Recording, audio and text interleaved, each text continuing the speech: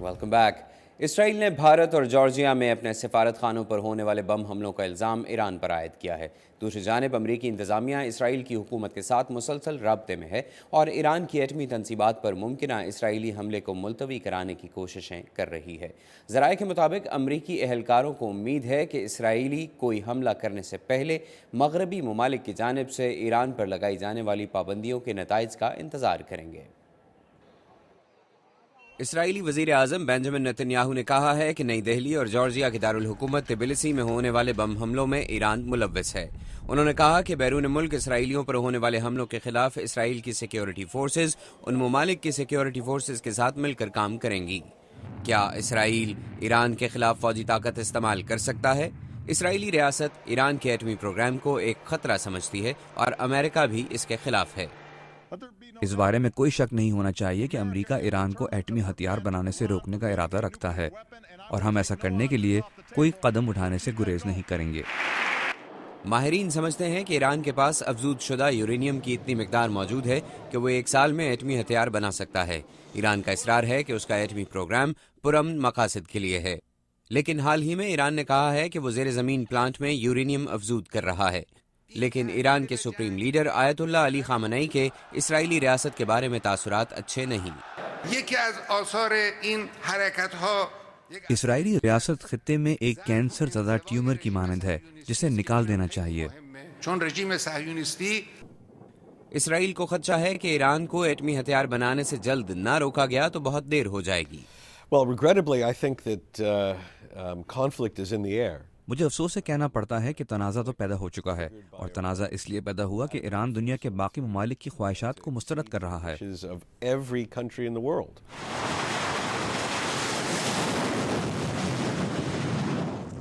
سیٹلوف کا خیال ہے کہ امریکہ بھی ایران کے ساتھ ممکنہ فوجی تنازع کا حصہ ہوگا۔ اسرائیل کی حفاظت کے لیے ہمارا ارادہ پختہ ہے، اور اس سلسلے میں دونوں ممالک کے درمیان فوجی تعاون ماضی کے مقابلے میں بہت بڑھ چکا ہے۔ امریکہ نے خاموشی سے اسرائیل کو ایسے میزائل دے دیے ہیں جو پہاڑوں میں بنے ہوئے گہرے بنکر بھی تباہ کر سکتے ہیں۔ ایران کی پوشیدہ ایٹمی تنصیبات ایسی ہی ہیں۔ امریکہ اور اس کے مغربی اتحادیوں کو امید ہے کہ ایران کے بینکوں اور تیل کی برآمد پر لگنے والی پابندیوں کے باعث ایرانی انتظامیہ اپنا ارادہ بدل دے گی، مگر ایران کے سپریم لیڈر کا کہنا ہے کہ ایران پیچھے نہیں ہٹے گا۔ جنگ کی دھمکی امریکہ کے مفاد میں نہیں جا رہی، اور اگر جنگ چھڑی تو امریکہ کو اب سے 10 گنا زیادہ نقصان ہوگا۔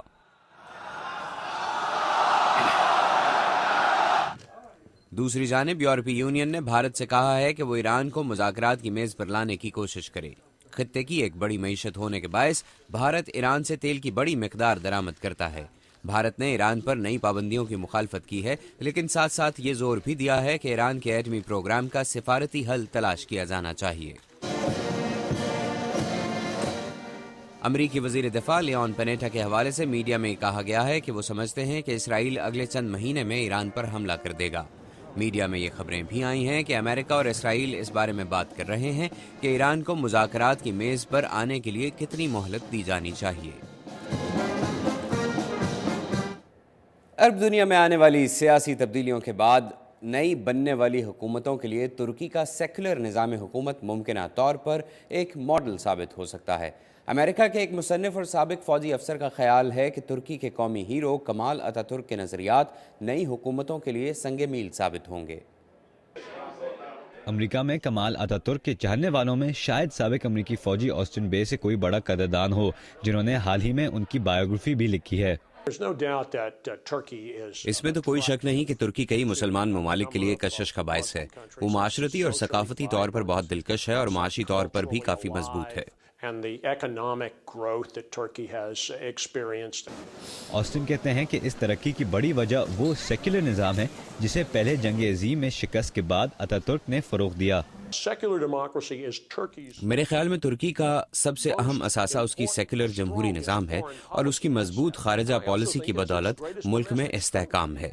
ترکی کے وزیر اعظم رجب طیب اردوغان کا تعلق مذہبی سیاسی جماعت جسٹس اینڈ ڈیولپمنٹ پارٹی سے ہے اور ان کے بارے میں عام تاثر ہے کہ وہ اتاتürk کے نظام کو کمزور کر رہے ہیں، مگر آسٹن کہتے ہیں کہ جب اردوغان عرب ممالک کا دورہ کرتے ہیں تو وہ ترکی کی سیکولر جمہوریت کی بات کرتے ہیں۔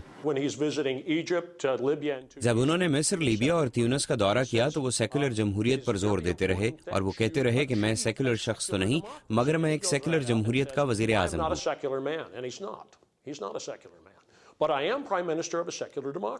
مگر کچھ ماہرین جیسے تحقیقی ادارے اسٹریٹجک انٹیلیجنس فار اسٹریٹفورڈ کی ڈائریکٹر ریوا بھالا کا خیال ہے کہ اس ماڈل کو دوسرے ممالک میں اپنانا ذرا مشکل ہے۔ ترکی مسلمان دنیا میں اپنے آپ کو ایک ایسے ماڈل کے طور پر پیش کرنا چاہتا ہے جو مغرب اور عرب دنیا میں تبدیلیوں سے گزرنے والے ممالک کے درمیان رابطے کا ذریعہ بنے، مگر ایسا کہنا نظریاتی طور پر تو درست لگتا ہے، تاہم عملی طور پر ناممکن۔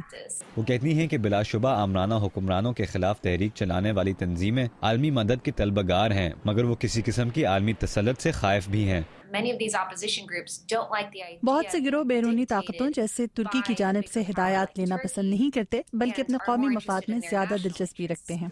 مگر کچھ اور طریقے بھی ہیں کہ یہ ممالک ترکی کے نقشہ قدم پر چل سکتے ہیں، اور اتاتürk کے مطابق ان میں سے ایک تعلیم کے ذریعے خوشحالی حاصل کرنا ہے۔ سن 1923 میں اپنے خطاب میں اتاتürk نے خوشحالی کے بارے میں بات کرتے ہوئے کہا تھا کہ ہم خود ترکی میں خوشحالی پیدا کریں گے۔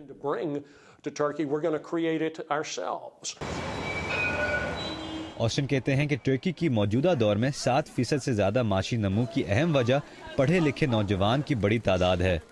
گریگ فلیکس کے ساتھ رضا نقوی، اردو VOA۔